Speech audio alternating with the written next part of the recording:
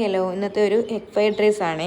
ഒരു തട്ടിക്കൂട്ട് fried rice എന്നൊക്കെ പറയാം. കാരണം എൻ്റെ കയ്യിൽ പച്ചക്കറികൾ കുറവായിരുന്നു.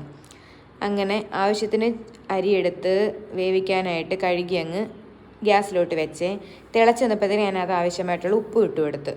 ഞാനിവിടെ എടുത്തിട്ടിരിക്കുന്നുള്ളൂ ബസ്മതി റൈസാണ്. പിന്നെ ഒരു പാൻ എടുത്ത് അതിലേക്ക് എണ്ണ ഒഴിച്ച് ചൂടായി സവാള, ക്യാരറ്റ്, പച്ചമുളക്, അതിനാവശ്യമായിട്ടുള്ള ഉപ്പ്, കുരുമുളക് അത് ഇത്രയും ചേർത്ത് നന്നായിട്ട് ഒന്ന് വാടി വരാൻ വേണ്ടി വെയിറ്റ് ചെയ്തേ. അത് വാടി വരാൻ വേണ്ടിയിട്ട് വെയിറ്റ് ചെയ്തതിന് ശേഷം കുറച്ച് നേരം ഒരു 5-10 മിനിറ്റ് ഒന്ന് അടച്ച് വെച്ച് വേവിച്ച്. കാരണം ഈ ക്യാരറ്റിനൊക്കെ അത്യാവശ്യം വേവുണ്ടല്ലോ. അങ്ങനെ ക്യാരറ്റൊക്കെ ഒന്ന് കുക്കായി വന്നപ്പോഴത്തേക്കിനും ഞാൻ തുറന്ന് നന്നായിട്ട് ഇളക്കി യോജിപ്പിച്ചതിന് ശേഷം നമ്മുടെ അരിയൊക്കെ അപ്പോഴത്തേക്കിനും വെന്ത് വന്നിട്ടുണ്ടായിരുന്നു. അരിയൊക്കെ അപ്പോഴത്തേക്കിനും ഊറ്റി അപ്പുറത്ത് മാറ്റി വെച്ചിട്ടുണ്ടായിരുന്നേ. അങ്ങനെ വെന്ത അരിയിലേക്ക് നമ്മുടെ ചോറിലേക്ക് നമ്മൾ ഈ തയ്യാറാക്കി വെച്ചിരിക്കുന്ന ക്യാരറ്റും സവാള എല്ലാം കൂടെ ചേർത്ത് കൊടുത്ത് എന്നിട്ട് ആവശ്യമായിട്ടുള്ള മല്ലിയിലയും പുതിനയിലയും, ഞാൻ എല്ലാത്തിനും ഇവിടെ പുതിനയില യൂസ് ചെയ്യും. പുതിനയിലയ്ക്ക് നല്ലൊരു മണമാണ്.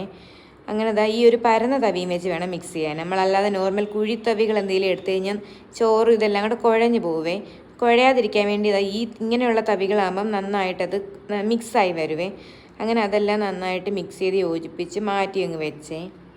അതിനുശേഷം അതേ പാൻ തന്നെ എടുത്ത് എണ്ണ ഒഴിച്ച് ചൂടാക്കി അതിലേക്ക് ഒരു ലേശം കുരുമുളകും വളരെ കുറച്ച് മാത്രം ഉപ്പും ചേർത്ത് കൊടുത്ത് നന്നായിട്ട് മിക്സ് ചെയ്ത് അതിനുശേഷം മുട്ട പൊട്ടിച്ചൊഴിച്ച് എന്നിട്ട് ഈ മുട്ടയും നന്നായിട്ട് മിക്സ് ചെയ്ത് ഇളക്കി നല്ല രീതിയിൽ മിക്സ് ചെയ്തെടുത്ത് ഈ കുരുമുളകും ഉപ്പും എണ്ണയും കൂടെ എല്ലാം കൂടെ മുട്ടയിലേക്ക് നല്ല രീതിയിൽ മിക്സായി വന്നതിന് ശേഷം ആവശ്യത്തിന് ചോറ്, നമ്മൾ നേരത്തെ സെറ്റ് ചെയ്ത് വെച്ചിരിക്കുന്ന ചോറ് എടുത്ത് ഇതിലേക്കിട്ട് നല്ല രീതിയിൽ മിക്സ് ചെയ്ത് എടുത്ത്. അപ്പം നമ്മുടെ എഗ് ഫ്രൈഡ് റൈസ് ഇവിടെ റെഡി.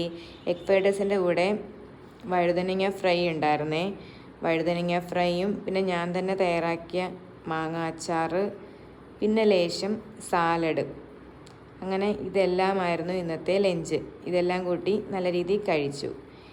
എല്ലാവരും ട്രൈ ചെയ്ത് നോക്കിയിട്ട് കമൻറ്റ് ചെയ്യണേ. Thank you.